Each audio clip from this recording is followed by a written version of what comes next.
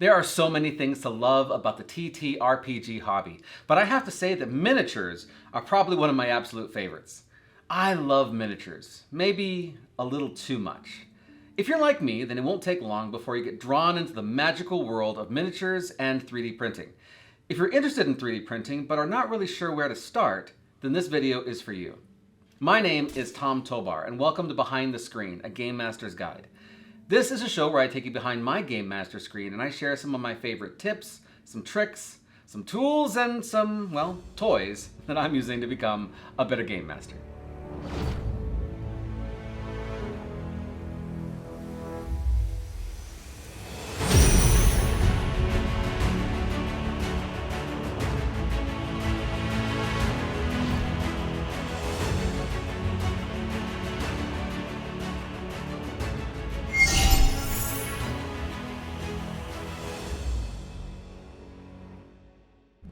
So what drew me into 3D printing?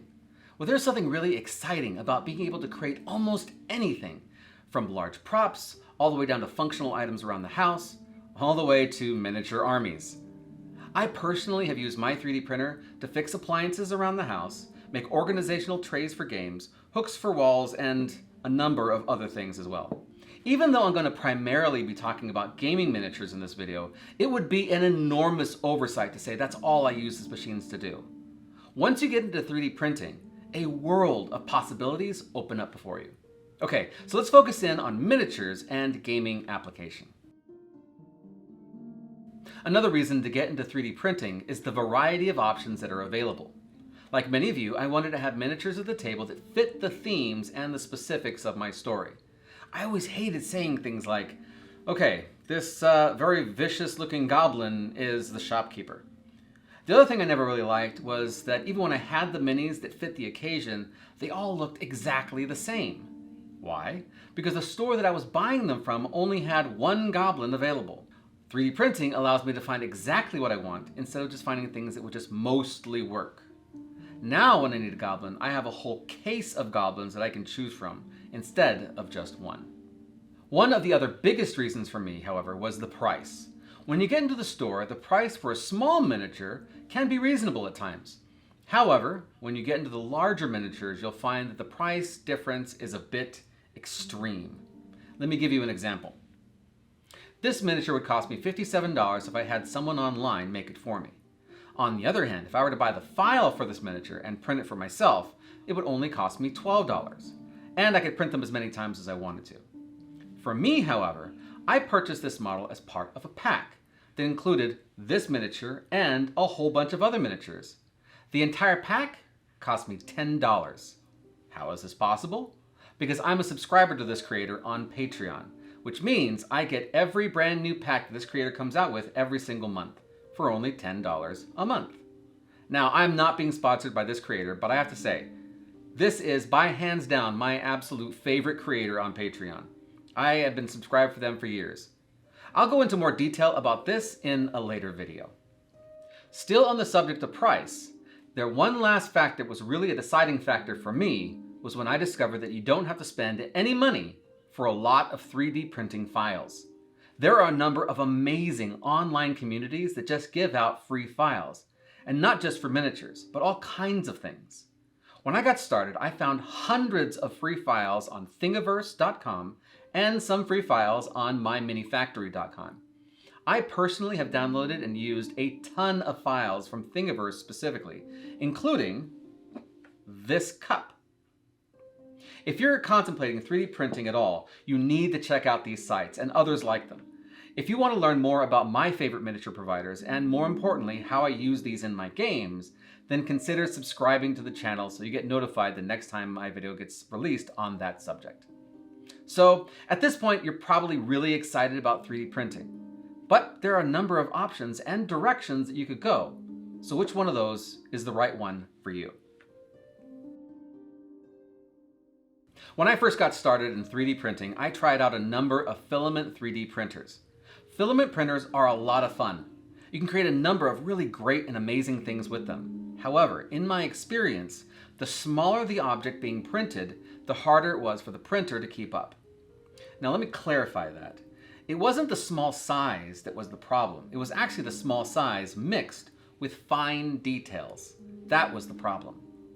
If you want to build terrain, cosplay items, or even larger prints, then a filament printer is a fantastic choice. Filament is an extremely strong material that can hold up to some abuse. Filament is what I use when making odd projects around the house, mainly because of the strength that the filament provides. However, with miniatures, I found that even when the print was successful, the detail was almost always lost. With complex models, the supports for those files caused a number of issues, making the models unusable. This is why I jumped over from a filament printer into a resin printer. Now, my last comment about filament printers is that the technology is getting better and better every time I turn around. Just because filament printers are not my preference today doesn't mean it'll stay that opinion in the near future. If you want to go the filament route with miniatures, I would highly recommend that you go check out 3D Printed Tabletop on YouTube. This YouTuber is not active anymore. However, his videos are a must-watch resource for the filament miniature printing community. Resin is a great option because of the amazing retention of details. The downside of resin is that it's not as strong as filament in most cases. This means you wouldn't want to create large props with resin because of the overall weight, the cost involved, and the overall fragile nature of resin. Having said this, I've had no issues whatsoever creating large models like dragons. The other consideration with resin is that it's a lot more in the finishing process with resin than with a filament print. With filament, once the print is done, all you need to do is remove the supports and you're done for the most part.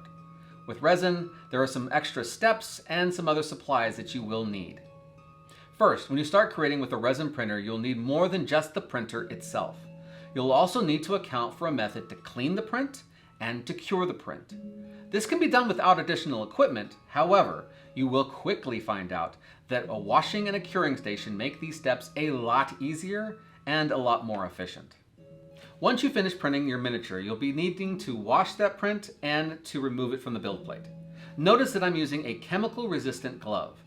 Uncured resin is extremely toxic stuff, so never handle it without using chemical-resistant gloves. There's a link in the description below to the ones that I use. Now, you don't strictly need a washing station. I've seen some people online use small buckets and even Tupperware to wash their prints with. The most important thing to remember is that whatever you use, it is now considered toxic, so clearly label these items and never use them for anything else. Depending on the type of resin that you print with, it will dictate the cleaning fluid that you'll use to wash your print with. For most resin, that's isopropyl alcohol. Isopropyl alcohol. Isopropyl alcohol. I still don't think I'm saying it right. This stuff. I use water washable resin, so I can use regular tap water instead. Once washed, it's important to dispose of the toxic liquid. Do not pour this liquid down the drain. It is bad for the environment and most likely it's bad for your plumbing as well. For me, I continue to use this liquid until it becomes harder to see through. Then I take that water out to a designated bucket outside and let the sun evaporate the water. All uncured resin will collect at the bottom of the bucket. And since it's outside, it's cured now. So now that the print has been washed, it's time to remove the supports and then start the curing process. If you don't want to buy a curing station, you can use a UV flashlight or even take the print outside to sit in the sun for a while. If you take the print outside, keep in mind that the temperature will have an effect on the print. A common complaint is that sometimes when the print is out in the sun, it'll have more of a burned look to it. Well, of course it will, it's been out in the sun. Also, prints in the sun do take longer to cure than a designated UV light source. If you want to know more about that, go look up a science book. For me, I like to use a curing station. It makes the curing process quick and easy. To start with, I like to cure the bottoms of my bases first, just to make sure that nothing gets missed. About 4 or 5 minutes in the curing station is all it takes. Then I like to assemble my miniature with some liquid superglue and then set the whole thing back in the curing station for an additional 4 to 5 minutes. Only after the resin is fully cured is it safe to handle the model without gloves. If your miniature feels sticky at all, then cure the model for a longer period of time, or possibly even at a different angle. Also be sure to wash your hands often. Okay, that was a lot of information. So what models of machine and equipment do I suggest? Starting with the filament printers, I would suggest the following as beginner machines. If you want to print miniatures with filament printers, then I would highly suggest getting a 0.2 millimeter nozzle in addition to the standard 0.4 millimeter nozzle. The smaller nozzle will help you capture more details, but it introduces the issue of failed prints due to jamming. Here are a list of the models that I would suggest for resin printer beginners. When looking at resin printers, there's a number of things to keep in mind. First is the build plate size. Having the file to print a dragon is amazing. However, if you don't have the space to print it, then it's useless. Having a 2-in-1 washing curing station is great for those people who want to save on space. Here are the 2-in-1 washing stations that I would suggest. I recommend this station over other ones because when the bucket gets gross and it's time to replace it, you'll be able to find a washing bucket sold separately. My old washing station was cheap, but when the bucket was nearly at the end of its life, there were no replacement buckets available online. This forced me to get a whole brand new setup. For me, I found a great deal on a 2-machine setup for the same price as a 2-in-1 setup, so I opted for the 2 machines. There are a lot of resin types to choose from. Regular resin needs alcohol to wash and clean it. These are typically around $17 in price. On the other hand, I like to use water washable resins, which usually cost around $28 to purchase. But I also don't need to spend any additional money on the alcohol. Also, when you set yourself up with a subscription on Amazon each month, then you can get that price dropped even more, like I did. I currently spend around $21 because of this subscription on Amazon. It's still not the cheapest option, like regular resin, but it works for me, and I don't have to ever say the word isopropyl. To get a gauge for resin and the price it costs to print miniatures, this larger print would cost me around $4 in resin to print. On the other hand, these smaller prints would cost me around $2 each to build. This entire collection that you see before you right here would cost me around $18 in resin, or a little less than 1 bottle. I really hope this video took away some of the basic questions that you have about the 3D printing hobby. Are you a 3D printer? What printer do you like to use? What's your favorite resins? What tools and what artists do you like to print from? Let us know in the comments below what your preferences are.